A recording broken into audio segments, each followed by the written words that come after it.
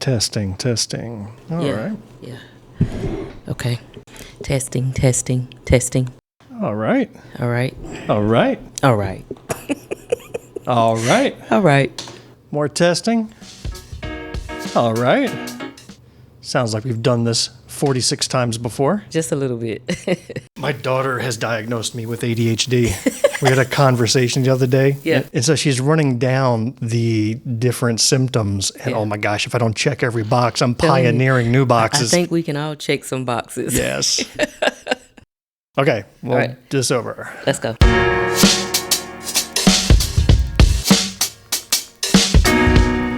Welcome to episode 47 of Black, White, and Blue in the South, a podcast discussing Democratic politics with a Southern flair.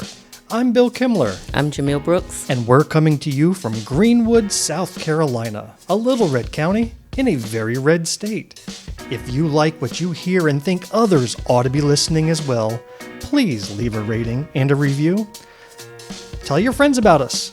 Follow us on social media, or better yet, launch a campaign to revive Schoolhouse Rock for this modern political age. Jumelle, are you familiar with Schoolhouse Rock? Yes, I am. Yeah, isn't that the best? Yeah. Well, just to revive our memories, let's listen to a little bit of this gem from the Schoolhouse Rock right here. Okay. Woo, you sure gotta climb a lot of steps to get to this Capitol building here in Washington. Well, I wonder who that sad little scrap of paper is. I'm just a bill, yes, I'm only a bill, and I'm sitting here on Capitol Hill. Well, it's a long, long journey to the capital city. Oh, does this not bring back happy memories or what? It does. Right? They just don't do this type of stuff anymore. Well, a guy named Jason Kravitz is off to a great start in modernizing Schoolhouse Rock for us. He developed and produced and released this animated video. You will want to watch it for yourself, so check out those show notes. It's called the Project 2025 song. And he did a great job. You know it? Yeah. Hey there, who are you? Oh, just the most important document in our country's history. You mean the Constitution? Nope. The Declaration of Independence? Yes, again. The Federalist Papers? The Federalist... What? No. Even more important... I was singing this today. It's catchy. It is. Here, and I'll tell you all about me. I'm just a little paper for the ages. Look at you dancing over there. Set the government straight. A short 887 pages on how to make America great Again. by forcing through the president's agenda, removing all of those who disagree, replacing with our loyal party members, and reclaim our great country. In sum, give power to the president to authorize the government to legislate morality and wrestle back normality from Wow. Marxist ideologies that infiltrate our policies like gender, race, or anything woke. We're gonna abolish the Department of Education, turn the swearing in into a coronation. Like it almost has me convinced to go along with it. Makes sense to me. Coronation? You mean like a king? No, it's called the unitary executive theory. Gives the next president unchecked power to do whatever they want. So, a king? Oh, let's not get hung up on semantics. Here's how it's gonna work. Once that we've started the transition, and no one's left to tell us to wait, we'll go through every policy position, get rid of all the language that we hate, Oh, my like goodness. civil rights, diversity, and unions. Gotta go. Yep. And pronouns to mention but a few. Defunding any liberal institutions that dare question what we do. I'm pretty sure the Supreme Court... Oh, the Supreme Court. That's a good one. Now, where was I? Abortion will be pretty much illegal, and reproductive rights will be gone. We'll get back to the biblical ideal that a family means a daddy and a mom with kids. Repeal the crazy climate regulations that get in the economy's way.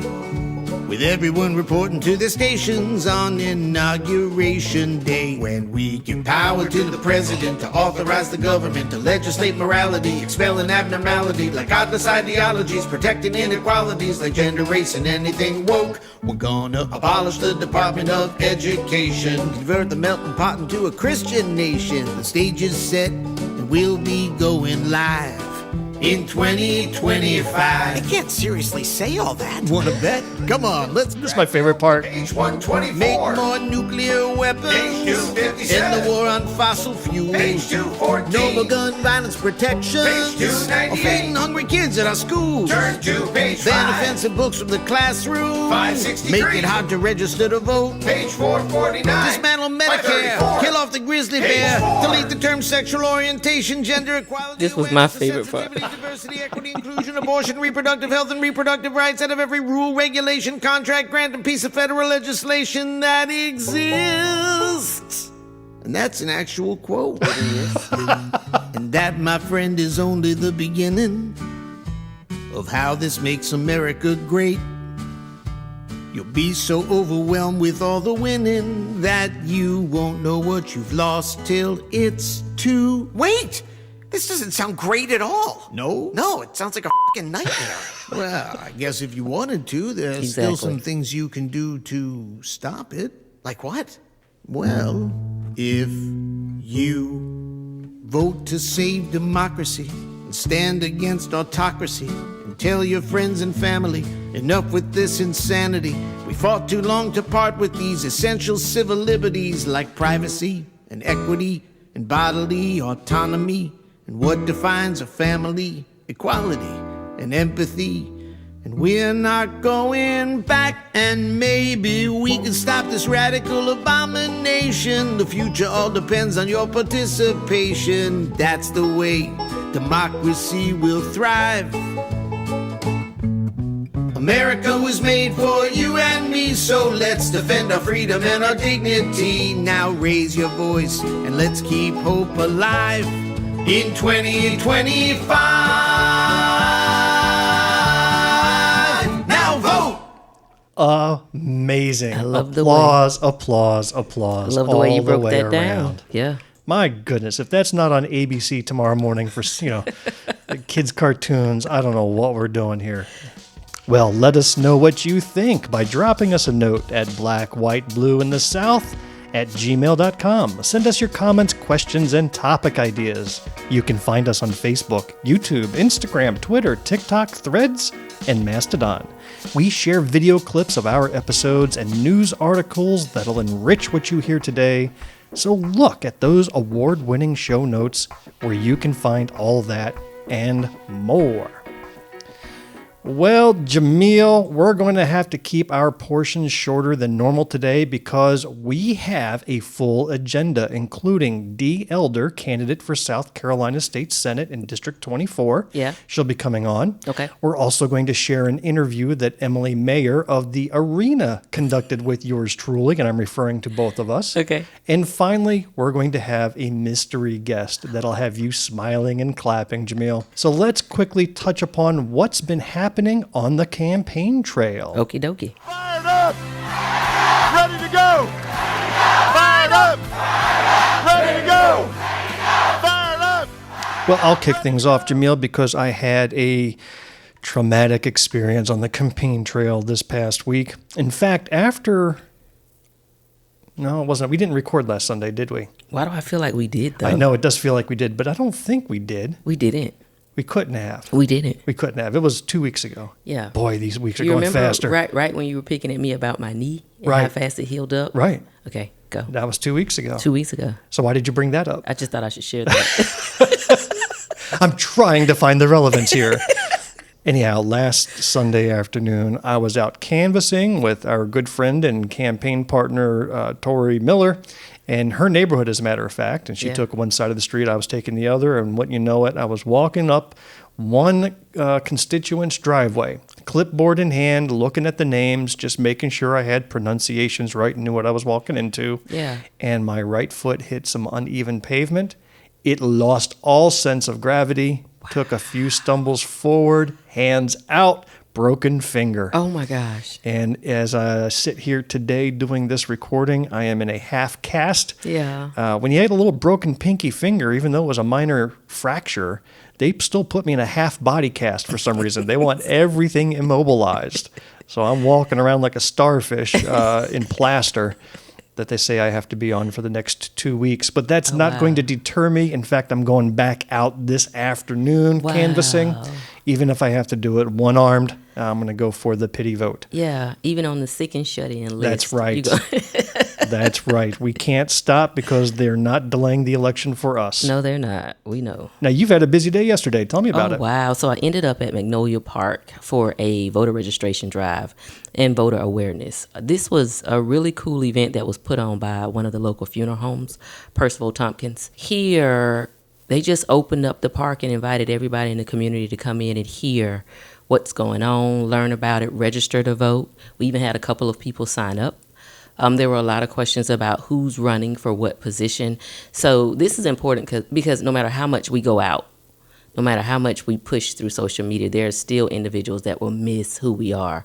So just to go out there and be able to fellowship and meet with some of the constituents and hear concerns or answer questions was just a privilege. And it was great to see your predecessor, former Representative Ann Parks, there to support it. And the famous, nationally renowned Edith Childs was there. Yeah. And so that was great. Now, I think the funny part is I was supposed to speak at that. Yeah. And I wasn't there. She said, Jumelle, where's Bill? And I said, he's gone to another engagement. I mean, I was there to say hello, there. talk to the organizer, did the shaking of hands, but then I had to run. But that's okay, because when one speaks, we speak for all. Wonderful. So this was a time for me to just tell them that, you know, and I say this a lot, but I don't know if I say it enough, right? This was the perfect time for me to add my name to that ballot. Because when I tell you I'm proud to stand beside and stand with each one of those names that's on that ballot for our counties, I'm truly proud. So anytime that I get the opportunity to go and speak, it's always a reminder to also share your names as well. Now, did you go door knocking yesterday too? I went door knocking Friday night. Nice. Yes. What was that like? Exciting. You know, I had this whole apprehension about, absolutely. Bill, I don't want to knock a door. I started knocking doors and it was so cool. Like, I was amazed. I actually ran into one gentleman whose name is not in the system because he was born during the time where he was birthed with midwives. And so he's had 4 social security numbers. And we're still trying to figure out exactly, because he doesn't have a birth certificate. Wow. And that was a thing in that time frame. So, and I'm thinking, oh my gosh, look at all this history that we are so far removed from. So there's power in door knocking. I know it might not be a plus for everyone, but if you don't mind, just expect us to show up at your door, because this is your time, citizens, to let someone who's running to represent you know what you're dealing with. Now that brings to mind the story that you told of that gentleman with the different IDs. Yeah. How the push for strict voter ID regulations, Yeah. which I think most people are actually okay with. You want to be able to prove who you are. However, the bar to get proper ID, or what's considered proper ID, can be set too high for citizens who have every right to vote to then be left out of the process. And one example I heard where, you know, people born in the 40s, before Social Security tracking was there, they may not have the right ID, or people who are over 100, you know, where their digits are, I was born in 23, right? And then they look at you and think you're just 1 year old and not eligible to vote, when that's not the case. So there's a lot of different loopholes for students or those who never drove, like if they lived in the cities and they never got a driver's license. And yes, there's alternate IDs maybe, but sometimes those alternate IDs are not easy to come by. So that was a really good find. Yeah, but it's a good experience just to go out and you're talking to people who probably thought you would have never spoken to them before. Right. But you go to them where they are, and you're respectful, and you're just seeking information, and it yielded great results for us. Well, with that, we are going to touch quickly on the news. For up-to-the-minute reports, stay tuned to this station. Now the news.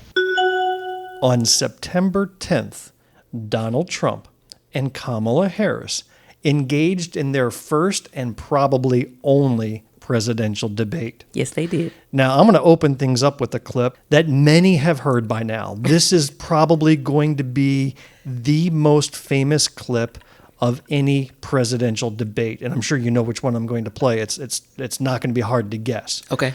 But what I want to do is maybe slow it down. I'm going to play a lot more of the clip than what people heard. Okay. Because Vice President Harris was asked a question on a subject that was probably her weakest point. and she turned it into a master class of debate and negotiation, where she played her opponent like a puppet on strings. And so while watching it, you didn't know it as it was happening. Okay. And you really can't appreciate it with just the short 15-second soundbite everybody's heard by now. But I'm going to play the full 4-some minutes because you have to see what she does. And here's what I want you to pay attention to. Okay. She started by answering the question. Now imagine that. You're asked a question and you answer the question. We're not used to that. Exactly. Okay. So she did that, and she answered it just fine. But instead of leaving it at that answer and letting her opponent respond, she set him up and guided him on the response that she wanted back, which was to talk about something else. Wow. His rallies. Wow. So if you know that's what she's doing in your mind when you watch her do it, you just have to marvel at her genius. Wow. So not only did she get that out of him, not only did he play into her script, she got a lot more, something unexpected that even she could not have conceived of getting. So she triggered him and she sang the song she was hoping to hear. Okay. So let's play this debate clip where the subject of immigration came up. Okay.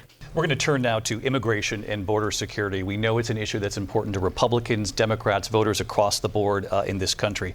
Vice President Harris, you were tasked by President Biden with getting to the root causes of migration from Central America. We know that illegal border crossings reached a record high in the Biden administration. This past June, President Biden imposed tough new asylum restrictions. We know the numbers since then have dropped significantly. But my question to you tonight is, why did the administration wait until 6 months before the election to act? Now that's a tough question, right? Yeah, it is. Like, I don't want to hear about favoritism. Yeah. That was a So tough I'm the only question. person on this stage who has prosecuted transnational criminal organizations for the trafficking of guns, drugs, and human beings. And let me say that the United States Congress, including some of the most conservative members of the United States Senate, came up with a border security bill which I supported. And that bill would have put 1,500 more border agents on the border to help those folks who are working there right now overtime trying to do their job. It would have allowed us to stem the flow of fentanyl coming into the United States. I know there are so many families watching tonight who have been personally affected by the surge of fentanyl in our country. That bill would have put more resources to allow us to prosecute transnational criminal organizations Good answer so far. for trafficking in guns, drugs, and human beings. But you know what happened to that bill? Donald Trump got on the phone, called up some folks in Congress, and said, kill the bill. And you know why? Because he'd prefer to run on a problem instead of fixing a problem. Goodness. And understand, this comes at a time where the people of our country actually need a leader Still who focused on the engages in answer. solutions, Still who focused on the actually topic. addresses the problems But here we at go. hand. Here comes the But bait. what we have in the former president is someone who would prefer to run on a problem instead of fixing a problem. And I'll tell you something, he's going to talk about immigration a lot tonight, even when it's not the subject that is being raised. Exactly. Got And it. I'm going to actually do something really unusual. here it is. And I'm going to invite you to attend one of Donald Trump's rallies, because it's a really interesting thing to watch. You will see during the course of his rallies, he talks about fictional characters like Hannibal Lecter. Oh, he can see him raging. He is Millennials cause upset. Cancer. And what you will also notice And is here it that is, people the start knife. leaving his rallies early out of exhaustion and boredom. And I will tell you, the one thing you will not hear him talk about is you. You will not hear him talk about your And he's needs, tuned your out. dreams, He is and full your of rage behavior. right now. He Look at doesn't his- know what's look at going his on. eyes Tell you, I darting believe back and you forth. Yeah. deserve a president who actually puts you first, and I pledge to you that I will. So then watch how he takes that bait. President Trump, on that point, I want to get your response. Well, I would like to respond. There it is. Just ask, though, why did you try to kill that bill, and successfully so? That would have put thousands of additional agents and officers on the border. First, let me respond as to the Please. rallies. The She said rallies. people start leaving. People don't go to her rallies. There's no reason to go. And the people that do go, she's bussing them in and paying them to be there, and then showing Look at her them in a face. different light. So She looked can't at him talk like, about "Poor that. People baby. don't leave my rallies." Bless his heart." The biggest rallies, the most incredible rallies in the history of politics. That's because people want to take their country back. Now he's triggered. Is being lost. We're a failing nation, and it happened 3.5 years ago. And what's going on here? You're going to end up in World War III. Just to go into another subject. what they have done to our country by allowing these millions and millions So of people off to script come right into our now. country, and look at what's happening to the towns all over the United States. And a lot of towns don't want to talk. It's not going to be Aurora or Springfield. A lot of towns don't want to talk about it because they're so embarrassed by it. In Springfield, they're eating the dogs, the people that came in. They're eating the cats. They're eating the pets of the people that live there.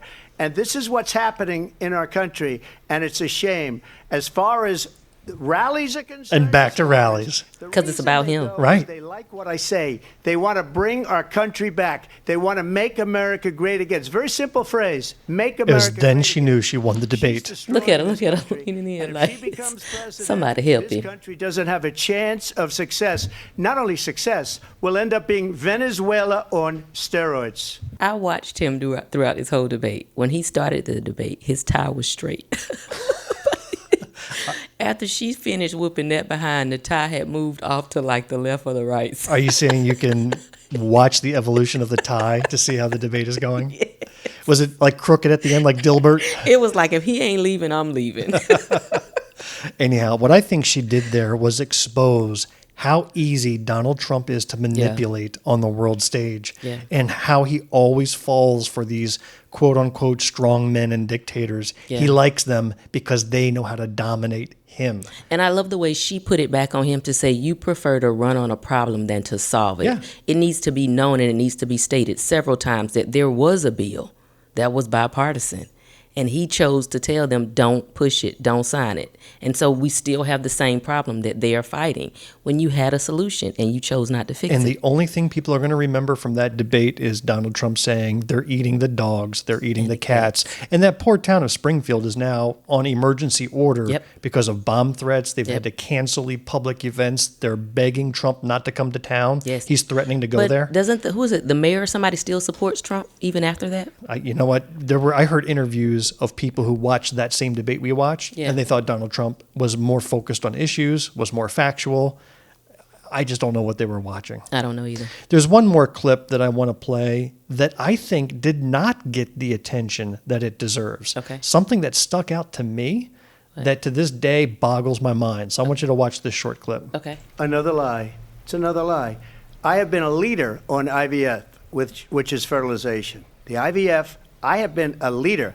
In fact, when they got a very negative decision on IVF from the Alabama courts, I saw the people of Alabama and the legislature 2 days later voted it in. I've been a leader on it. They know that, and everybody else knows it.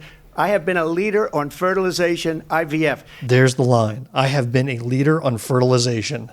And he said everybody knows that? Everybody knows Donald Trump has been a leader on fertilization. I have been a leader on fertilization. Which had me sick to my stomach, to be quite honest. Well, I interpreted that differently. He is the leader of fertilization, but Exactly. not that kind. Exactly. He's a leader of fertilizer. Here in South Carolina, the state superintendent of education. Are you okay there, Jumelle? You're already huffing over there. I haven't even read the headline yet. I'm sorry. Go. Compose yourself. Yeah. 47 episodes. You have to achieve a level of professionalism here. Not with this. Not with this. Here in South Carolina, State Superintendent of Education, the eminently unqualified Ellen Weaver, has engaged in a partnership with PragerU, and that is an extreme right-wing organization that creates educational little film bits, and I put educational in quotes. Okay, good. For elementary, middle, and high schools. Yeah. And we played a couple of those clips in the past, and each time it got you riled up. Yeah. But what do you think about Ellen Weaver suddenly announcing, out of the blue, that our state has engaged in a partnership with this group to provide educational material for the public school systems? Since the beginning of her existence to public knowledge, we'll say, she came into the position without respect for education, and I believe she continues to manage South Carolina's public education without respect to the educational field. This is because as a state superintendent of education, you must consider all of your children, all of your teachers. And I believe her agenda has been one-sided since the beginning. And if you watch the PragerU mini conference that they did at the Capitol where they recorded, you hear her speak to the universities not teaching what they should teach because they are too attracted to the woke philosophies. This is an individual who received her master's degree from Bob Jones University. And again, the word received is in quotes. Received. It was a gift. It was a gift. But I believe that in my mind and in my thought process, I believe that there is some type of alliance where her goal is to mimic the mission of institutions like Bob Jones across this state. I want to play a news article from WLTX 19, okay, where they actually interview somebody we know on this subject. Okay. I'm going to get you some continuing coverage now to a story you have seen us follow here at WLTX on some videos. Parents and current and retired teachers as well are speaking out and voicing their concerns tonight about this partnership with the South Carolina Department of Education and a company that is called PragerU. The group has become increasingly controversial for their efforts to bring right-wing content into our public school system. So News 19's Cassidy Beyer today has a little more about what's being done to question this effort. Do not refuse God's name. If there is no God, then murder isn't wrong. What are Judeo-Christian values? Those are video titles from PragerU, the nonprofit group which announced a new partnership with the South Carolina Department of Education this week. Courtney Thomas with the ACLU explained why they're against the partnership. Superintendent Weaver is purposefully recommending Christian values be instilled in our public schools, and that is blatantly antithetical to the First Amendment of the Constitution.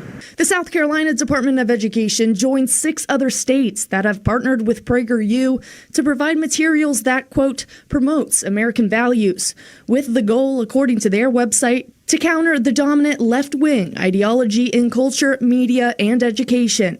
A big reason why Lexington won history teacher and former South Carolina history teacher of the year, Mike Burgess, has become extremely concerned. I have an obligation to make sure I'm advocating for history to be taught fully, fairly, honestly, because without such, we have a limited understanding of the past, no way to understand the present, and no hope to shape a better future. Burgess added while he considers himself a Reagan Republican, partnering with those who push one-sided perspectives of American history is providing a disservice to public school students. If you wonder why our children are deficient in civics or their understanding of American history, it is not because of critical race theory, but it is this obsession with implementing in our schools this far-right extremist Christian nationalist doctrine. While the PragerU content is optional to teachers, Burgess now questions more than ever why the optional AP African Studies class is no longer available to students. But a site that has taught him that Maoism is coming to America and nuclear waste is not dangerous is welcomed into South Carolina public schools. Yet she took away that opportunity for thousands of South Carolina students. And while she says PragerU is optional, how is that any different? Cassidy Beyer, News 19, WLTX. So Michael Burgess was a former speaker at one of our Democratic Party breakfast meetings where he gave one of the best speeches I've ever seen on the state of public education in South Carolina. Mm-hmm. He had also said that this decision was made at a time when both social studies coordinator positions at the state level are vacant. Correct. And it's because they are now outsourcing that.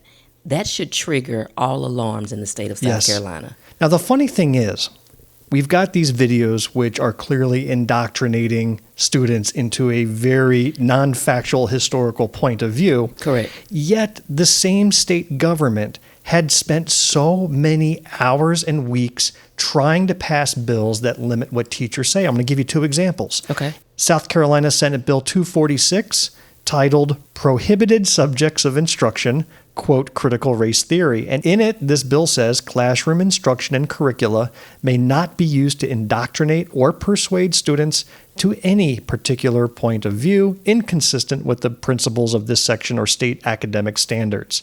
So you're not allowed to indoctrinate by this bill. Second bill, SC Integrity in Education Act, and that's S424, where it says that it wants to provide instruction free from ideological indoctrination or coercion. The only type indoctrination that they are talking about, the only type that Weaver is talking about, is anything that allows a person to see things from more than one point of view. Anything that goes against what she is pushing. Anything that is not their view of Christian-related thoughts. And I say their view of Christian-related thoughts because I'm not even sure why Christians are allowing themselves to be attached to this foolishness at this point. Well, for those of you that have children or grandchildren in the public school system, get ready to find PragerU in your kids' classrooms. All right, I'm bringing D in. Testing 1, 2, 3. Can you hear me? Yes, you sound great. Yes. Jumelle? Yes, I'm good. We all good? Yes. Jumelle, and I'm sorry, let me make sure I'm getting pronounced that. Jumelle, and I'm sorry, what was your last name again? Brooks. Brooks. Yeah, let's Dr. practice Brooks, that. right? It's Brooks.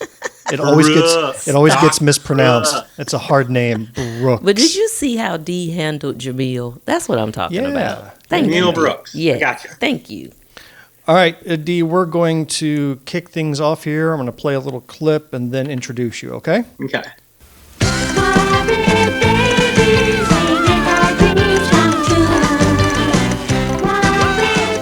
We welcome to Black, White, Blue in the South, D. Elder, candidate for South Carolina Senate District 24, which is Aiken County, South Carolina. D, why is this music playing in the background? Because you've done your research, obviously, Bill Kimler, and you know that the Muppet Babies theme song is one of my favorite tunes of all time. Is this actually your campaign theme song? Do I have that correct? Well, it's yes, it is. Among many others, there's a whole playlist going on Spotify. Muppet Babies is just one of many 80s cartoons theme songs that come up in my campaign. Earlier in this episode, we just played a clip of Schoolhouse Rock, so we are truly diving into nostalgia music here today. That might be our theme of our show. Yeah. Well, Dee, we met you at the South Carolina Democratic Party convention earlier this year. Is that correct? That's right. Mm-hmm. And were we not standing in line near each other at some point as we were Yes, getting ready to go on stage? Go up on stage and speak or something. Yeah. What was that like for you, speaking in front of a crowd of about 1,000 attendees? Was that the largest crowd you ever spoke of? Do you normally speak in public? I've been a musician off and on for a long time, and so I'm used to being in front of crowds. That may have been the biggest crowd I've ever actually been in front of, but really, I'm not sure. It's close. It'd be close. I've been in front of crowds that size before. Usually I'm playing bass and being real quiet, though, back in the day. That is, again, doing some research, something I learned about you. And it's always neat when you find a skill set or a talent that a candidate for office has. Because when people come up to me, all they want to talk about is, why I'm running or talk politics. Yeah. They don't realize that we are well-rounded individuals. Yeah. And Dee indeed is not just running for office, but she is a talented singer-songwriter. And Dee, I'm going to play a song that you had recorded and published not too long ago, if I may. And then I'll have you describe, we'll play a little bit of it and then have you describe the inspiration for that song. Here we go. And it's not Muppet Babies. It's a different song. Okay. Look, I can't do that. No.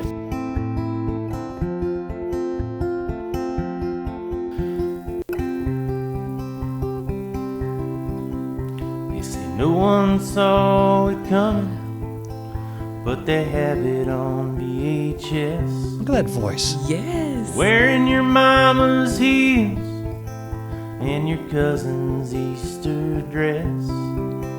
But you soon learn boys don't do like that, and to hide that part away, you had to do a real good job, 'cause what would the neighbors say? All right, we have a link to that full song in our show notes. Dee, what's that song about? It sounds awfully personal. Wow. That song is very personal. That song is about a young lady named Emily. I'll give away the song. There's sort of a surprise ending, but She was a young lady that passed away several years ago. She was transgender. She was actually the first person that I ever came out to in real life. I should start. I don't know how much you've introduced me before this, but I'm transgender, and she was the first person that I ever came out to in real life. She's from Augusta. I'm from Aiken. I drove over there one morning about 5 years ago and met her at a Waffle House, and she sort of explained to me how the process worked. And I don't know, she's just very important person, very sweet, very important in sort of in the process of me becoming who I am today. And unfortunately, she committed suicide about a year later, like many, many trans people do, because this life is very hard. And it's not like our local lawmakers are making it any easier. Certainly not, no. And she is one of the people that I'm fighting for. And that song it's mostly fiction. It's, it's not based on her life. I used her name and sort of some of her experiences, but it's mostly fiction with some of my experiences mixed in. It's 7 minutes long, so strap in. Right.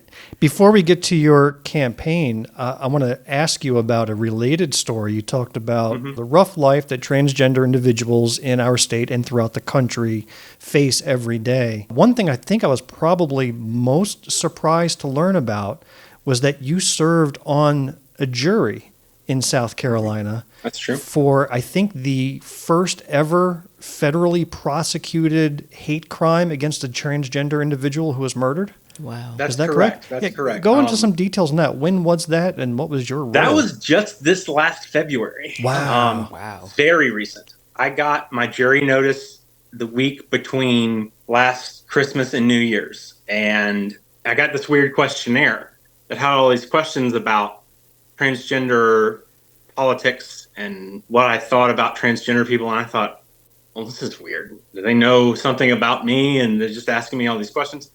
And then I get to jury selection, and they tell us a little bit about the trial, and I find out, oh dear. So this was a federal trial, not a state trial. This was a federal trial, Yeah. and the reason it's a federal trial, I should point out, is because South Carolina is one of 2 states that does not have hate crime legislation, and this was the first federally prosecuted hate crime law where gender identity was the factor involved. What are the chances when you do a jury poll and you send out randomly selected citizens that for this very special topic, this subject of this trial, that you got picked? Like, how did that even happen? I'd be completely shocked because, if you were dealing with a crime where let's say law enforcement officer was killed, and then you are a law enforcement officer who was picked to be on the jury, they would never allow that. The trial lawyers would completely dismiss it. During jury selection, I was obviously very clear. I mean, you can hear my voice now. I can't hide that well as a transgender person. I mean, it's not a fact that I try to hide from anyone. Yeah. I'm very open about the fact that I'm transgender. It's nothing I'm ashamed of. I went in during jury selection. They asked a very broad question. Is there anybody here that has any issues with transgender people in their life or anything like that? And I went to the judge and said, I am transgender. I think that's important that you know that. And defense attorney and the prosecuting attorney said, that's fine. And, I said, it won't affect my ability to render a fair verdict. And it didn't. And so what was the verdict? Well, actually, let's start with what the scenario was. What was the circumstances of this trial, and what was the verdict? It happened in Allendale, South Carolina, which I don't know if you've spent much time around Allendale, but it is Allendale, I believe by population, is the smallest county in South Carolina. And the city of Allendale is small. And there was a young trans lady there. She'd grown up being known as Ernie Bernie, who was, by all descriptions, sort of kind of what you would expect of a transgender person kind of living out in the country, kind of just free and queer, and everybody knew it. And no one seemed to really have a problem with it. And then what happened to her? After she graduated or high school, she came out and started dressing as Dime Doe. And started presenting as a woman full-time. And she started seeing this guy who came down to visit his family every summer from New York, Dequa Ritter. They got involved with one another kind of secretly. They started texting back and forth, and things got intimate, and he didn't want things to get out. And one day they went and parked somewhere and things got violent. He had a gun with him and he took her life. So there was no question in this trial that he did end her life. Is that correct? Like that wasn't what the trial was about? He denied it. He denied it. He denied that he had anything to do with it. But he had confessed to some other people that he had done it, and then he later denied it. Those people testified in court that he had confessed. Ultimately, though, there was physical evidence. There was also evidence that puts him at the scene of the crime. Right. During the time. It's just a preponderance of evidence at the end of the day, really. So was this trial before or after you had made a decision to run for office? This was before I'd made a decision to run for office.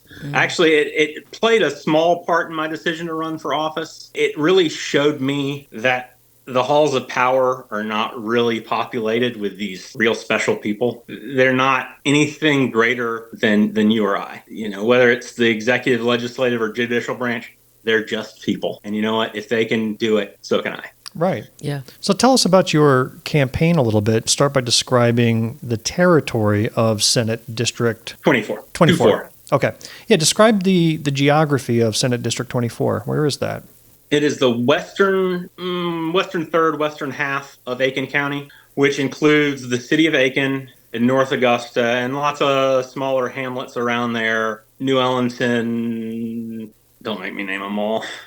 Nope, we don't want you to do that. That's fine. Okay. But you're down there in Aiken near North Augusta. Yeah. Right? Aiken, North Augusta, and basically all the surrounding area. Okay. So what was the triggering moment for you that says, you know what, I am going to jump into the world of politicking? Well, I was working at USC Aiken at the time, and House Bill 4624, the anti-trans legislation, that started going through, and I could read the writing on the wall. And when I found out that it was going to essentially take away my health care, I just couldn't put up with it.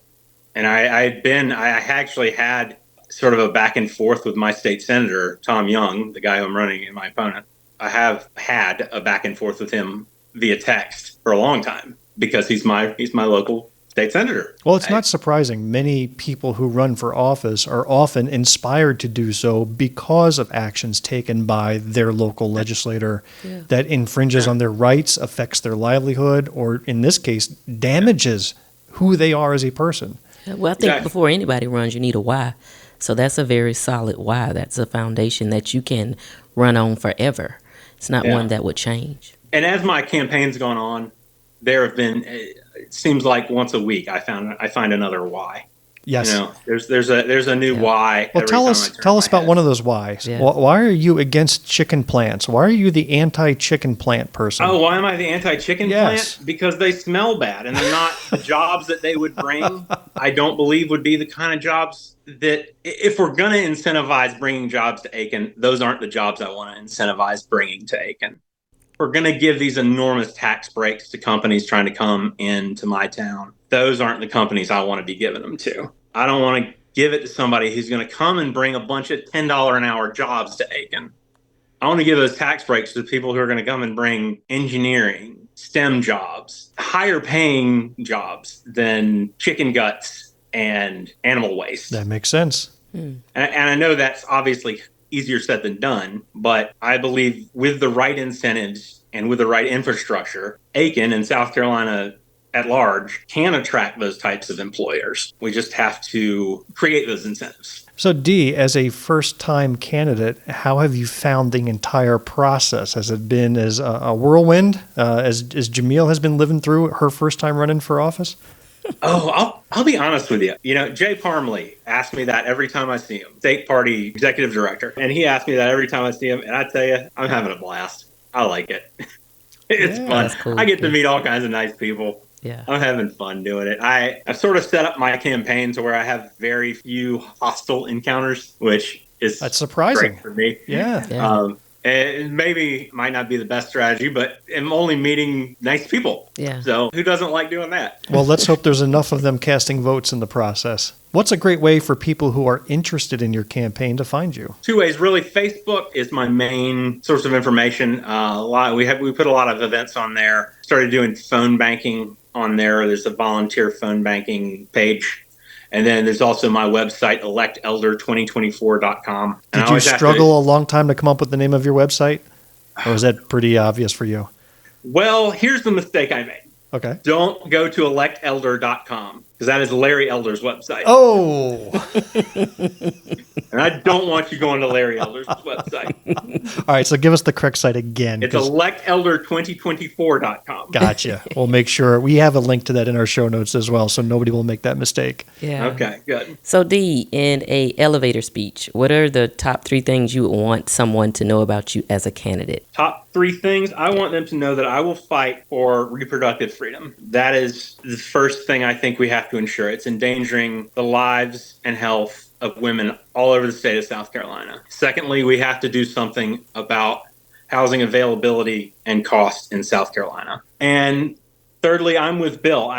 We have to help South Carolinians with medical debt. That's honestly something that I'm personally dealing with right now. I'm struggling my way out of medical debt as we speak. I just sat down yesterday and paid, I won't even say, a lot. Well, don't worry, because the South Carolina government is ready to come in and swoop away your tax refunds to pay off those bills that you're trying to negotiate. So, what tax refund? I was going to say, if you get one. Yeah, I've got the next 3 or 4 years are spoken for, sir. Okay. Well, Dee, any final words before we end our session with you? And by the way, thank you so much for coming on our show. Yes, I know we've had you on our I'm so glad, to get list for a thank while. Thank you for having me. Have you done a lot of podcasts? Bill, especially you, but Jumelle, I looked up your campaign as well, and I wish you both the best. Thank you. I hope the best for all of South Carolina, and I want to just say, for my campaign, the most important thing, I want to prove to the people of South Carolina and really the people of this country that we are capable of electing in South Carolina candidates with progressive ways of thinking and thoughts and ideals that'll lead us into the middle part of this century and take us forward. We are not the bully senators that have gotten us to be 46th in education. So you think that the current progress of going to the middle of last century is not the right way to go? No, I think we can move forward, and I think we're going to move forward. Well, Dee, we thank you for your time, appreciate you, and wish you the best of luck. We are definitely rooting for you here in Greenwood. Yes. All right. Bill, Jumelle, so Take good care. to talk to you, and I hope to see you again soon. All right. Great. Take care, Dee. Take care. All right. Bye-bye. Thanks now. All right. Okay. That was very interesting. Yeah. Very much enjoyed speaking with Dee. Yes. Interesting story about her being on that jury. I mean, that was very unexpected. And, Yeah. and I think she should lead with that. Wherever she goes, she should talk about that story. You think so? I do.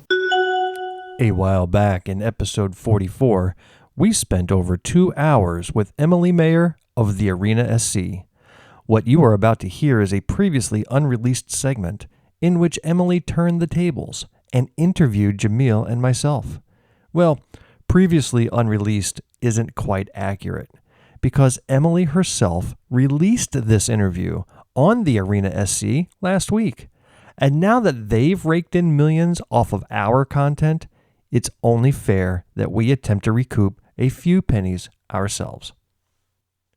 All right, Emily, you have been a great sport about this, Yes. but I know you are a consummate interviewer yourself. Do you have any questions you want to ask either myself or Jumelle? Ask away. Yeah, well, I have a few. a few. So first and foremost, And Bill, we're out you of were time. Thank you so much, Bill, Emily, you for... will behave. What? You will behave with Emily. Continue on, Bill. All right, Listen, we can go listen, no Bill, overtime. You went to this jockey lot, which I can't say it the way you said it, and you were down the row from Trump folks, and you're running against a really, really extreme dude. I mean, that's putting it lightly. There are so many other things that one could say, but are you ever worried about your safety, the safety of your team and people around you? Like, we've been having a lot of conversations, especially since that assassination attempt on President Trump, about candidate safety and making sure teams are safe. Like, we have implemented so much protocol at our Beaufort County office to ensure our volunteers are safe, but you're running against somebody who people who support him are not people who would be very kind to you. So have you experienced anything that has given you pause or given you reason to be concerned? Have you adjusted along the way? Talk to us a little bit about that. Aside from words, no, I have not experienced anything that I would consider something that was threatening any personal safety for myself, my family, or property. It could be naivety on my part. I feel like there's nothing they can really do to me. I mean, my career is so tangential to anything involving politics. They can't come after my livelihood. I have an open book online, so I say everything that's on my mind, and there's nothing I have to hide. I've got no skeletons in my closet, unlike a certain legislator we're going to be talking about here in a few minutes. So I haven't felt that at all. I'll talk to anybody, anywhere, at any time. And in fact, the people of Greenwood are feeling he has gotten too extreme. People that voted for him initially, we're going to talk about small businesses, etc., they've become disenchanted because he has gotten nothing but more extreme over the ages. He's starting to weird people out. And so I think it's just a matter of time. I attempted to run against him 2 years ago, was unsuccessful.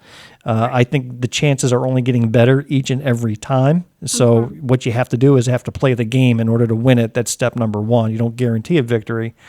But no, I've walked up to doors where it had a Trump flag on the lawn that said F your feelings, and I still knocked on that door.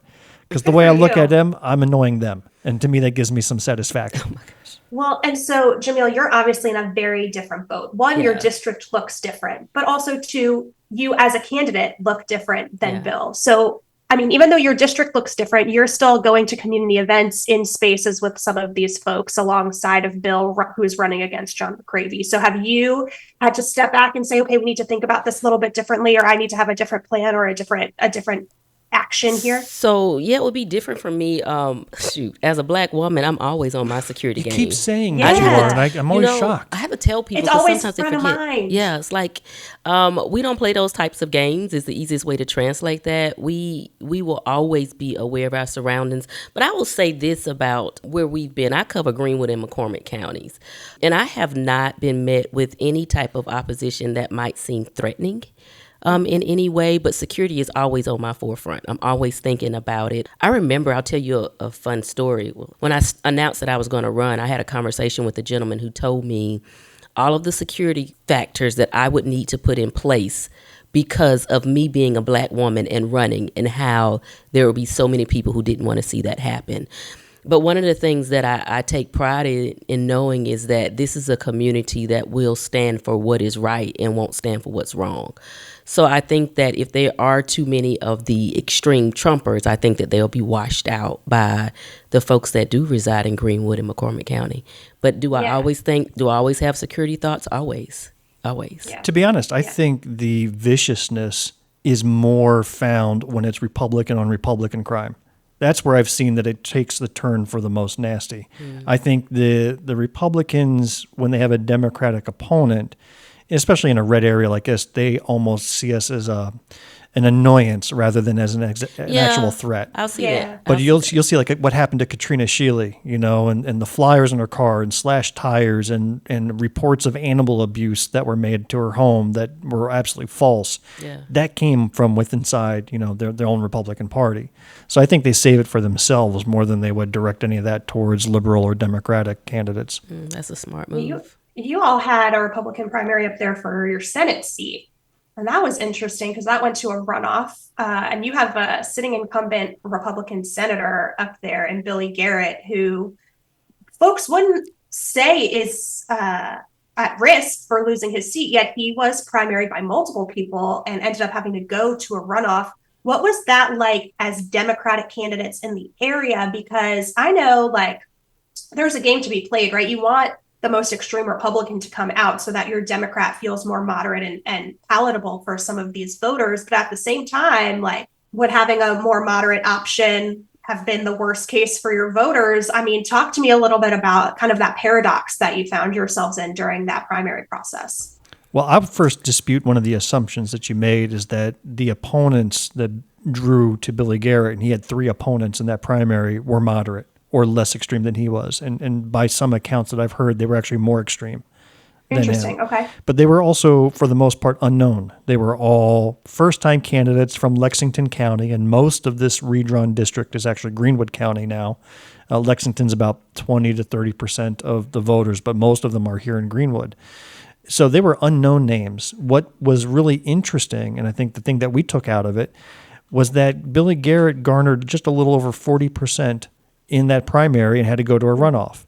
Now, this is an incumbent who had tens of thousands of dollars spent on mailers. I was able to reshingle my house with his mailers, because the roof of my house, because there's just coming 2-3 times a day mailers from this guy. And still he was only able to get 2 out of 5 voters to vote for him in a primary. Most people decided to pick somebody else. Yeah. The majority of Republican 60% voters. 60% of you would call the most extreme voters, right? We know the most extreme Republicans are the ones who come to vote in a Republican primary. Yeah. 60% of them said not Billy Garrett. Yeah. Right. So I don't know if it's about extreme versus not extreme, but he is just an unpopular individual.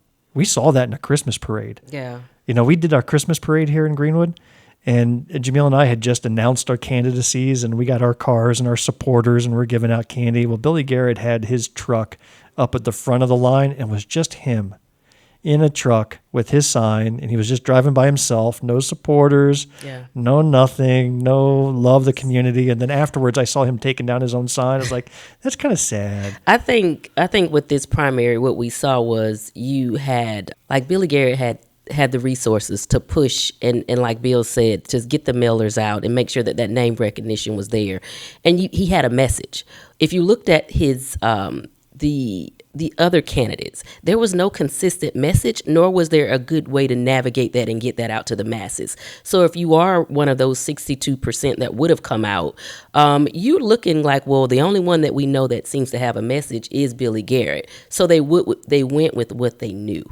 I don't think that Billy Garrett is really holding on to anything. I think for us, I can tell you for me, when I'm able to see that ballot come November and see Francie Cleckley's name on it, I know we're going in there swinging. We're kicking butt and taking names.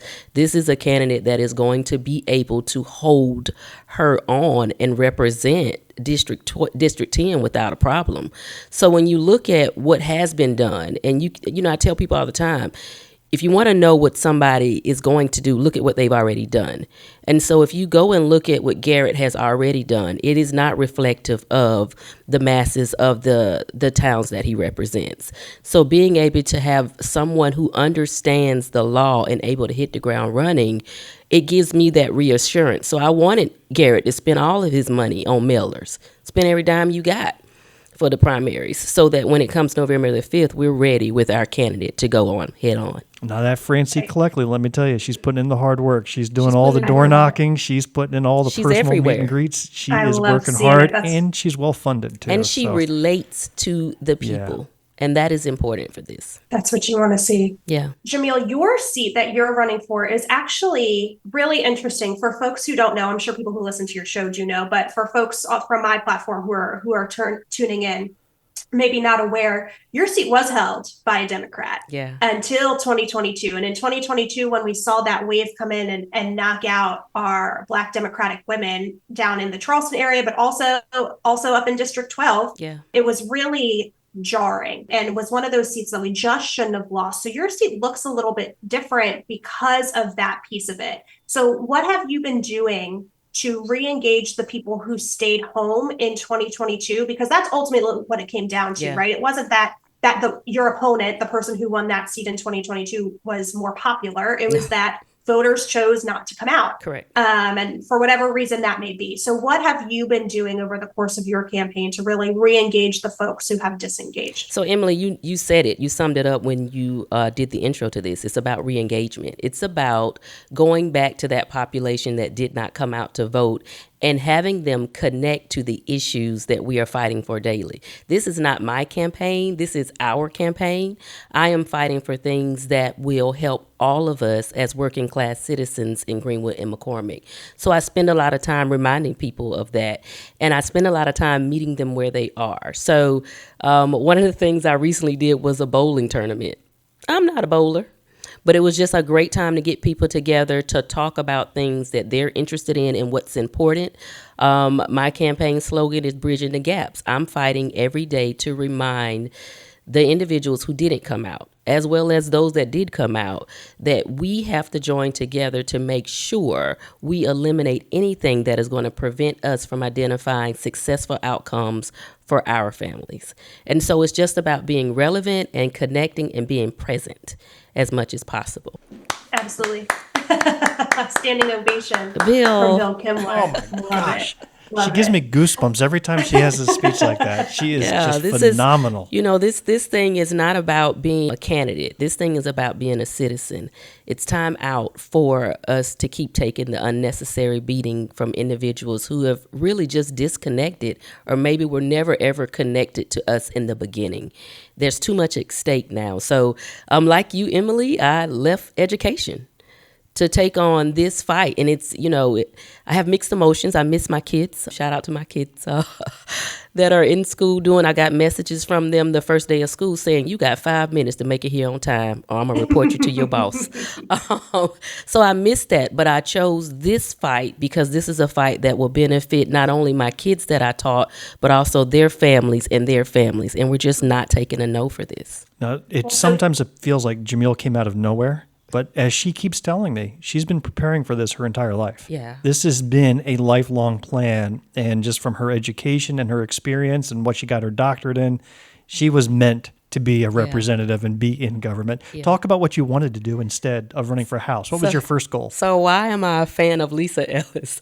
Because I wanted to run for that particular seat. So as I was growing up and coming out of college and going on to do the master's program, I always said state superintendent of education, that's where I'm going, and just wasn't prepared. I kept saying when our former superintendent retires, I'm coming on the scene. But I think that was all in the plan, actually. So it was a Lisa Ellis time, and that's why I couldn't wait to click her name on that in that box. How long did it take you to get that master's degree, Jumelle? I sure didn't go through the program old girl went through. You're right. You're right. 18 months. Webster U, shout out to Webster University. 18 months. And I'm telling you that time was valuable. So that was the goal all along, and then just happened to be working with the Democratic Party, and then so many other opportunities came up. I ended up in Emerge.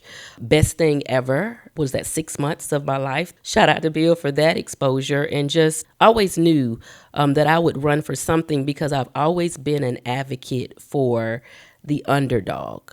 If you're ever going to look over a population and I see it, I'm going to call you on it. And so This is just where we land now.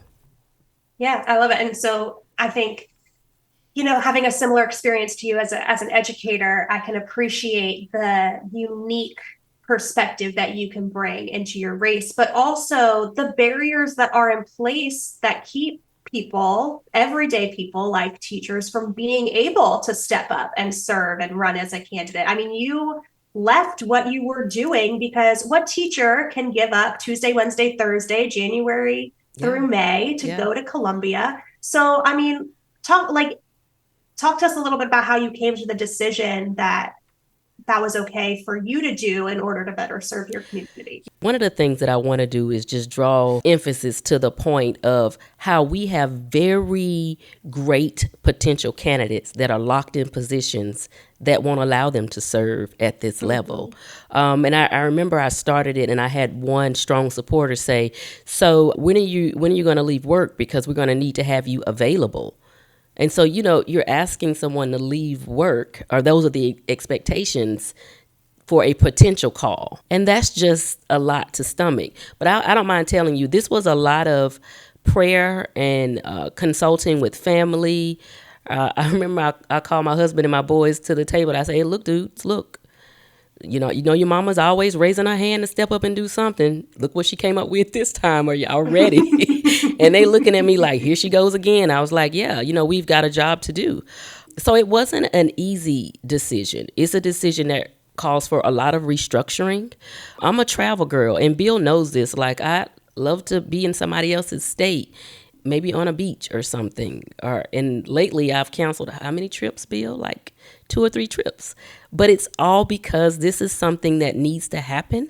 And I don't plan on just being me to make it happen. The goal is to train people to come up behind. That's one of the biggest issues we've had. 100%. We don't train our replacements. So I had this conversation with Bill from the beginning. I said, I know I'm leaving. I'm walking away from work. But the goal is for both of us is to train our replacements Who else are we going to prepare? Where's the next generation of us that's going to be ready to step in and pick up where we leave off so that there are no gaps? My whole role in life is to bridge gaps. And so this is another gap that needs to be bridged. And so... Well, I picked you to replace me as chair of the Greenwood Democrats so I could step down, but then you had to go run for office yourself. I'm going to be busy. I ain't going to be able to do it. That's what happens when we try to train somebody. They get too big for their britches. We're going to train more than one.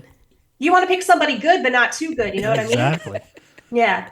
Well, Bill, I want to talk to you about running in races that feel like mountains to overcome, because I think what you have done, and you demonstrated in 2022 when you first stepped up to run against McCravey and choosing to do so again, really, one is noble. And I don't say that to toot your own horn, because I know that you don't necessarily feel that way. No, toot away.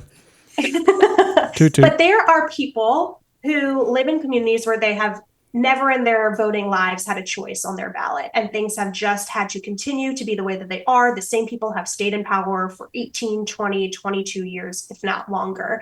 And it's not going to be easy to go into those places and put your name on the ballot and take the chance, piss some people off, frankly.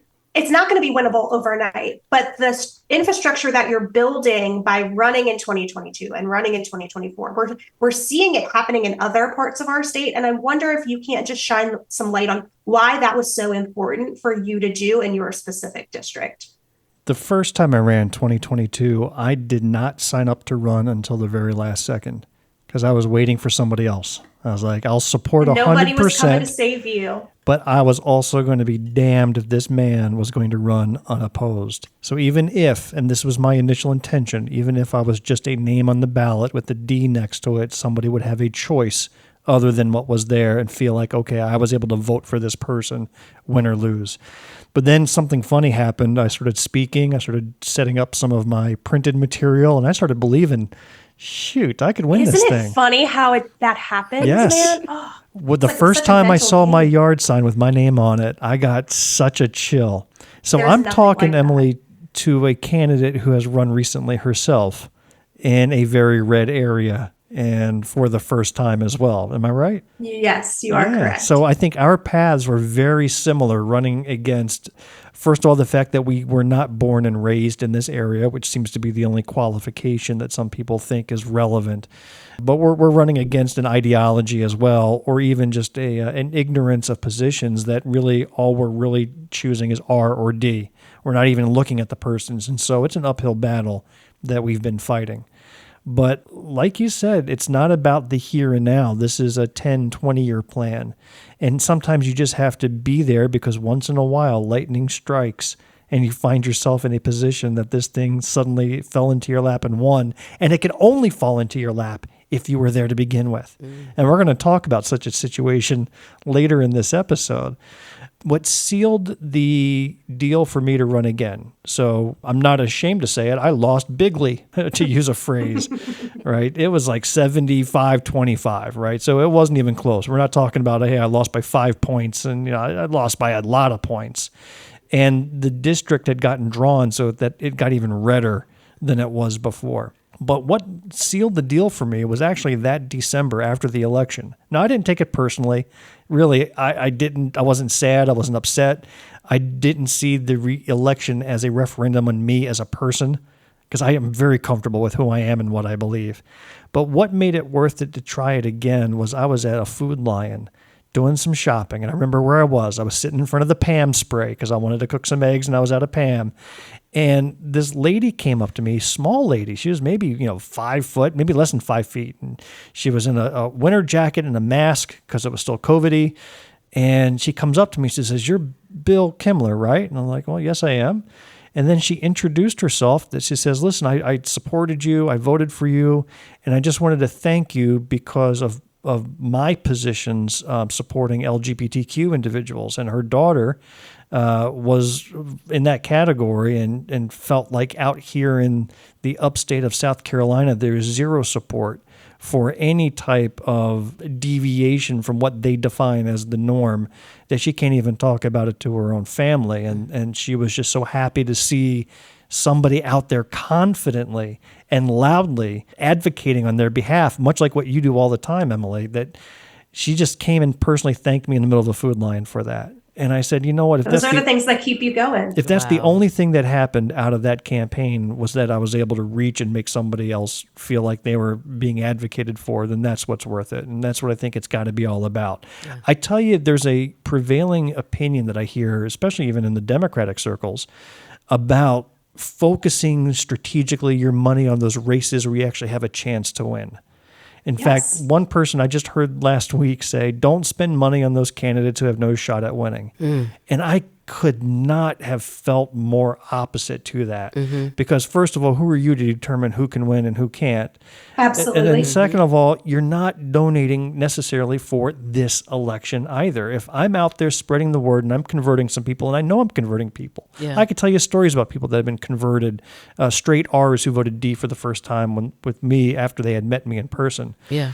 You're building a foundation for the future. South Carolina has flipped from Democrat to Republican, can flip back again. It's not a flip that happens in 2 years, but you have to start building it now. And that's why I think this fight, as long as you're able to fight, is worthwhile. That's right. I agree. Yeah.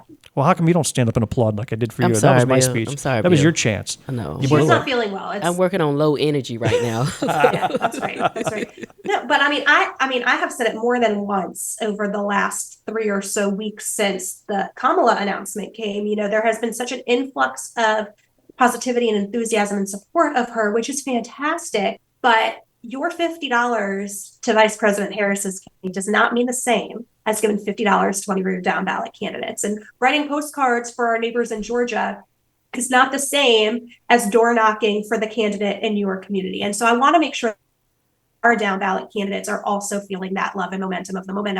I fear that they're not, and I fear that's going to make it harder to recruit candidates in the future. But I guess time will tell. Well, first of all, just Vice President Harris even being in the race has done nothing but bump our chances up, right? It's only added another 5-10% more voters just by her being in there. So I will never diminish her involvement. But you're absolutely right. Let's keep the money local as much as possible, especially in these states where she's not going to be actively campaigning in. And let's put some love in that effort and help boost those numbers for us local candidates. Yeah. Absolutely. Absolutely. Well, that's it for my questions. All right. So I'm going to hand it to the resident podcast experts here. Go ahead. Well, Jumelle, this is the moment we've been waiting for. We have an extra special guest joining us. Okay. I'm going to admit this person into the room. Hold on to your cup. Okay. There's always a surprise with you. It is. Can you see who's joining on the screen? Nope. Not yet. Wait. What did I say? I want to welcome to Black, White, and Blue in the South, my eldest child and the best looking child, Amanda Kimler. How are you doing, Amanda Rose? Amanda. Thank you for having me here. Nice to see you finally, Jumelle. Yes. Okay, yeah. You win with this one. Did I? Yes. I told her yesterday what the agenda of the show is going to be and that we would have a mystery surprise guest that would have her jumping up and down with joy. And given that this is our second to last episode, I know, right, that we wanted to have a special guest on, and especially since my daughter was on the phone with me the other day crying how she has not been on our show yet, while her brother has been. I was like, yeah, well, the guilt tripping worked. It totally did. It totally did. You know, so I got her a pony and an invite into our show. Good job. Good job. She got both of those things. Yay. All right, Amanda, you were supposed to prepare a lengthy speech, so I turn it over to you. Oh, you're the worst. I was literally texting him yesterday, like, what do I need to prepare? Like, what should I look up? I need to make notes. Like, and he's like, I literally prepare the night before or the morning of. He does. I'm like, okay, I guess it runs in the family, so we're just going to wing it. It sprints through this family. Trust me, it'll come natural, yeah. But you have me completely convinced that I need to get an ADHD diagnosis now. Like everything I do. I'm telling you, it's genetic. It is. So I got it from somewhere. Yeah. In fact, I want to ask you about this particular symptom because I was talking with Carla, and Carla's my wife. I was talking with her about this last night about what you were saying, Amanda. Yeah. And I said I was noticing that when I'm talking to somebody, let's say I ask a question, that person answers. Okay.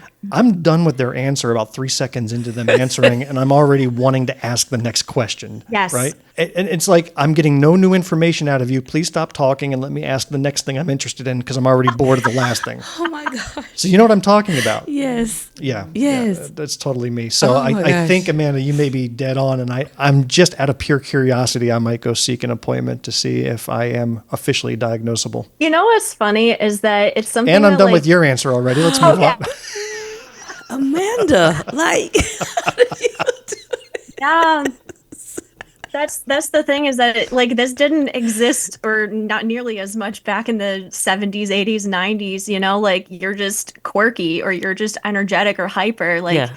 you don't need a diagnosis. You're just a problem child or you're just anxious. But Wow. it explains a lot. And the more we talk about it, the more we normalize it, you know? And it's not a bad thing. It's not a disability. In fact, I find that it's very helpful for my job, which is crazy. So let's talk about that. Give us, the listeners, a little background about you, your educational background and your professional background, your age and where you live. Just kind of give a little people a map of who you are and what you do. Oh, okay. Yeah. So I am 28, which means Bill is really old. I'm 117 years old. And I got a bachelor's degree in biology, convinced I was going to get into conservation biology, like saving the environment. And I accidentally fell into healthcare when I joined the volunteer ambulance squad on campus. Found I really, really clicked with healthcare and ended up going back to nursing school. And I've been a nurse for over 3 years now. I worked at the bedside on med-surg, which is really the front line, with oncology patients as well as general medical patients. And now I recently made the switch to case management, and it's where I belong. You know, it's where I feel comfortable and where I feel like I actually make a difference. Oh, wow. How cool is that? It blows my mind to hear you using those big words and you're now like adulting. Believe it or not, I know you complain about how hard adulting is, but you are adulting about as well as anybody else out there. Yeah. That's just incredible. Like you actually have a career now, you know, a career history nonetheless. Apparently. Let alone a first job out of college. And of course, I'm tremendously proud of you, and I hope I say that enough. Are you a political individual? Do you consider yourself one? I feel like you can't work in healthcare and not be political. Healthcare is inherently political. You see all people of all backgrounds, rich and poor, addiction, sober. I've treated the homeless in my community, and I've treated politicians in my community. Have you treated homeless politicians? I have, probably. And it all comes back down to our shared humanity. And I, as the nurse, don't care if you have money or not. I'm going to treat you the same regardless. And I see firsthand how broken the healthcare system is for everybody. Even if you're ultra wealthy, you know, it can still be difficult to access, even though you have a lot more opportunities. It can still suck. It sucks for everybody. And you're quite unfiltered about that. You have a TikTok channel that you post a lot of your unfiltered opinions on. And I would like to play a 3-minute video that I found quite enlightening, actually, not just about the state of healthcare in America, but about yourself too, Amanda. I learned about you and how your personality has evolved in these videos. So let's give this one a listen. There's something that they never told me in nursing school before I went into the workforce. And that is that you have to advocate for patients. Well, they told you that. Okay, that I take very seriously. I do it still to this day. But nobody told me how impossible it is to effectively advocate. Now, I do not care what certain egotistical doctors or whoever are, like, I don't care what they think of me. I will still ask for things for patients that I think. But in America, and I know that it's not just my institution, you cannot effectively advocate for people in an environment that is institutionally set to fail. You can't. That's it. Do you know how hard it is to make a case for APS? Yes, we are mandated reporters for Child Protective Services, but if you suspect an adult is being abused, even if they are mentally incapable of making decisions, it's nearly impossible to get them help. Sometimes half the unit is nursing home purgatory, where we are holding these medically stable patients who are waiting for a rehab or nursing home spot that just isn't available yet, and that is taking up space from somebody else who needs acute care. I can't make more nursing home beds. I can't make insurance-proof. You can't expedite literally anything unless it's a rapid. You have to fight tooth and nail to get adequate pain relief. It depends on the doctor, but most of the time, good luck. And the fact that you are there with the patient for a full 12-hour shift, you get to love them, you get to love their family, you see them the whole freaking time. You see them over the course of a day, a couple days, a couple weeks even sometimes, and nobody takes you seriously when you bring concerns up. It drives me mental. Because why am I even here? Why am I even here? I'm not just somebody that does tasks, right? They teach you critical thinking for a reason. I'm not the little doctor servant that just carries out orders. Again, I have my own job to do, and we are coworkers, okay? And so when I advocate for things, sometimes it's maybe a little far-fetched, but you know how much that hurts? When you know for a fact that something very simple could fix a lot of things and you have absolutely zero control and zero ability to make it better yourself. It's demoralizing. It's easy to internalize and start blaming yourself rather than the system as a whole. It's how healthcare workers start becoming desensitized to really tragic, traumatic things. Because we know that nothing we do is ever going to be good enough. It's never going to actually make a difference because there's so many things in place to prevent people from actually getting the help they need. And I don't know how to make it not hurt so much while still providing the level of empathy and compassion that I am. It's impossible. I don't know what to do. Wow. So the first question I have to ask is, how were you able to play piano like that while doing that really passionate speech? That was the most impressive part, I thought. Don't you have a TikTok account? You know how audio works. Right, but I play my own music. Are you saying you didn't play that? Oh yeah, boy. yeah. Amanda, girl, you grew up with him. I think I blacked out there. I forgot that I even made that, but I started tearing up. Yeah, I was watching you here. You were getting emotional just listening to yourself. Because I remember the feelings I was having making it because of a long stint of really horrible shifts back to back that I was so passionate about, and I was meeting wall after wall and seeing people suffer and just feeling so hopeless. And I think I had called you recently after that point too, just like crying, like I'm burning out. I don't know what I can do. Like this isn't sustainable. And that's why I made the switch to case management, was to give myself a little bit of a break from that degree of connection with the patients, which is horrible because I was good at it and I love it. But it's that double-edged sword, Well, it doesn't do you any good if you end up being a patient yourself due to the stress of that work, right? Yeah. So, Amanda, I think just seeing you so passionate and eloquent, and your thought process was coherent. It wasn't just gripes, right? It wasn't just complaining about office environment. Mm-hmm. It was out of a pure love for the profession. And I can't say I've ever heard anybody put it quite like that. And anybody else who is in the healthcare industry, I'm sure related to that. Well, did you get any reaction to that video or other videos that you have made that have been like it? Not really. I mean, you get I'm not big on TikTok at all. So I got a couple comments from that related. To hear what Jumelle, like, you had some reactions there. And I know you have a background in healthcare administration. Yeah, as well as teaching. You were right on it. And so Bill knows things make me emotional, and that video almost took me out because the passion that we're taught to have, and then of course they want us to be able to critically analyze the situations, and you come into the position equipped to do exactly what you need to do, but because of the barriers that are woven into the fabrics of whatever that industry is, it makes it difficult for you to do that. So everything that you said, Amanda, was so valid.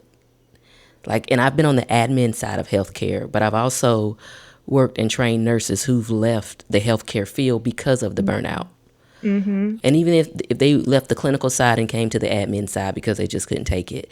I've also worked and trained a couple of physicians who left. One of them in particular was a surgeon, but due to health reasons could no longer perform, so he left and transitioned into academics. The stories that are associated with that. I will tell you that the providers feel the frustrations of those barriers too. However, from the nursing level, you're so much closer to the patient. Mm-hmm. That I believe the burden is heavier for you all. Yeah, I mean, I can understand how the doctors would be burning out too. I have conversations with them one-on-one all the time, having to fight on the phone for prior auth, waiting for an hour on hold when they could be doing way more important stuff. Yeah. And prior auth is like a bad word. Oh my God.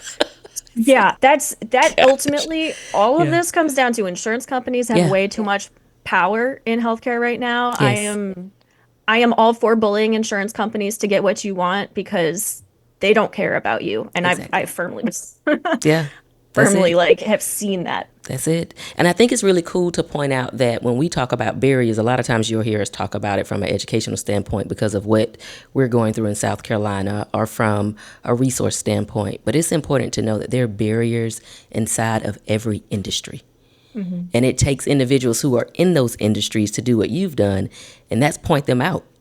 Yeah, I know. There's these, these insurance companies, they start out with people probably in healthcare that formulate them, but ultimately they get more and more detached from the system, and they start making these rules like, oh, we're not seeing the money that we want, so let's put this new policy, let's put this new policy, let's put this new policy. Yep. And over time, it just makes it impossible to get anything done on time or to adequately cover what people need. Yeah. I think you did a good job when you mentioned how you would have, I'm going to refer to it as a waiting space. You would have patients that are waiting to get beds. Oh. That's frustrating. And then you have some that need the acute care. Oh, can you just imagine what happened during COVID? Oh my goodness. When the need for beds doubled or tripled. And here you are waiting on one or two things from the insurance company or something. From personal experience, this literally happened like a week ago. I had a person who was ready to go to rehab, and we had to wait for 3 days to hear from the insurance company to give the yes. For them to go to rehab. They did not need hospital level care anymore. We had 50 patients in the ER waiting to be admitted up onto the floor, and this person still needs medical care, so we can't kick them out, have them go home. It's not safe. And so there's just way too much. Why would they deny that? Why would they? I've had people wait in their rooms for 8 hours for insurance to say, okay, yeah, I guess we'll approve your home oxygen. Who's doing that recreationally? Who's being like, be fun? Right. Let me get a order for some oxygen. Let's go have some O2 parties. Oxygen at home. Yeah. Like, that doesn't make any sense at all, but we are at the mercy of their time frames. Wow. And it backs the whole system up. It does. So moving on to a slightly different topic for time, what's your level of excitement about the presidential election this year, Amanda? Oh, man, that first rally, I think that I saw Kamala Harris do when she brought Tim Walz out, I got chills. I was like, what is this feeling? I've never felt this before. Is this hope? Because my first election after I turned 18 was Hillary Clinton and Donald Trump. Oh boy. And I'll be honest, I was not thrilled about Hillary Clinton, but I was terrified of Donald Trump more. And so that's how I voted. And then my next was Donald Trump versus Joe Biden. So you've never known an election without Donald Trump on the ballot? No. Oh, wow. I haven't. Think about that. Because Obama got elected when I was in middle school. You called me and asked me, is this what it was like when Obama ran? This excitement? Is that what this feels like? I'm like, actually, I don't agree with everything that Harris has put out for her policies, but I don't think that I have to see it's about the bigger picture. Mm-hmm. You know? Yeah. I raised a good kid. You did. You did a good job. Wow. And the danger that I have seen firsthand as the result of Trump and his cult is just absolutely I can't even process it, to be honest. Well, how are you handling the imminent danger that's coming your way next year? around May 31st. It is not imminent danger. It is imminent danger. It's the scariest thing ever. Are you talking about my wedding? Yes. He is afraid. You are in imminent danger. He is really going through some withdrawals here.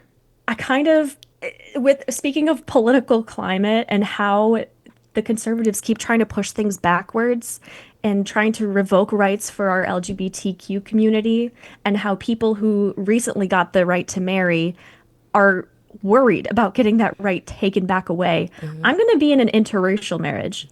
How far back are we going to be going? Yeah, you're right. Where I might have to consider that this might also be under attack in the future. I don't know. That's a good point. Like, it's mind-boggling to me that there are people out there that don't want to see progress and actively fight it. Wow. And it's just a matter of time before it hits home to everybody. Yeah. You know, and when you had the chance to fight it and you didn't, now it affects you too late. And I'm just hoping that people can connect before it hits home for everyone. Jumelle, you mentioned that on the latest podcast, and my jaw was on the floor. I was like, yes, thank you.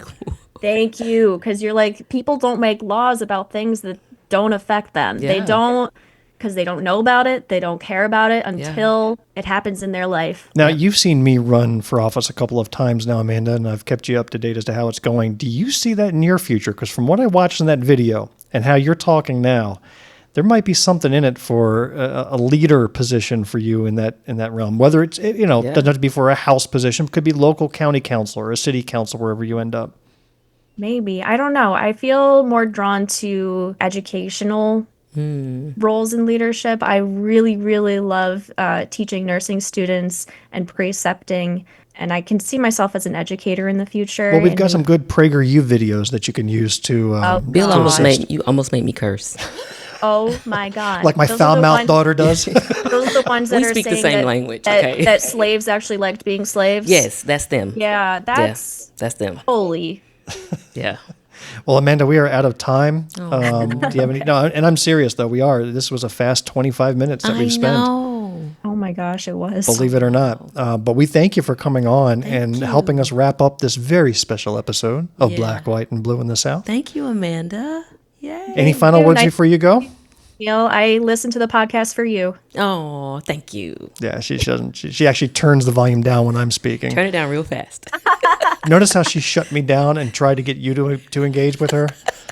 That's because you don't behave, so she knows. It's because I've had 28 years of experience with this guy. That's it. That's it. That's right. Yeah. All right. Thank you for coming on, Amanda. Best of luck to you. And congratulations. Thank you. Yeah. Bye. Bye. Oh, wow. That's so exciting. You brought me the best guest ever. I got to talk to Amanda. She is awesome. I agree. And that's a wrap for this episode of Black, White, and Blue in the South.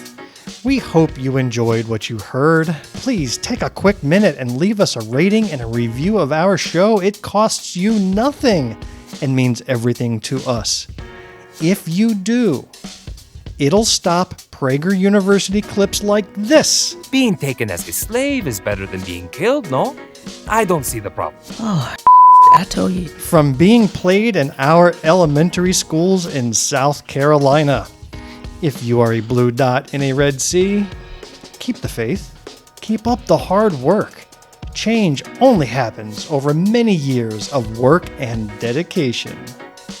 For the closing quote today, I am going to turn to Warren Buffett, who said the following: "Someone is sitting in the shade today because someone planted a tree a long time ago." Oh, that's good, Warren. All right, I like it. Right. Didn't think he'd have some nuggets of wisdom like that. I like it. Well, we're going to say goodbye for now, but in our next episode, we're going to come to you with a live recording from the McCormick County Democratic Party annual fish fry fundraiser. Yeah. And that is going to be held on Saturday, October 5th. The 5th. What time? Do you know? 11 to 2.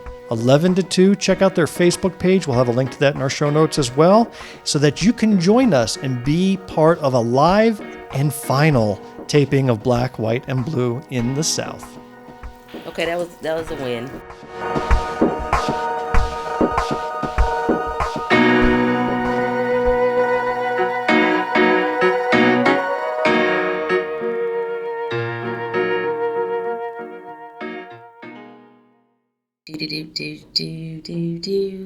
The end. The preceding podcast is a product of Big Media and copyright 2024, all rights reserved. This is Bill Kimler, co-host of the Black, White, and Blue in the South podcast. This Halloween, stand out from the crowd with ZJZ Designs.com. Their brand new limited edition spooky prints are here to haunt your wardrobe in the best way possible. With 5 new chilling designs, you'll be ready for trick-or-treating, haunted houses, and everything this spooky season has to offer. Whether you're getting festive for the holidays or just looking for unique, high-quality designs to up your style game, ZJZDesigns.com has you covered. Shop now at ZJZDesigns.com and discover the t-shirts that'll make you stand out in any season. Don't get caught without the coolest Halloween t-shirt. Grab yours before they disappear. ZJZDesigns.com.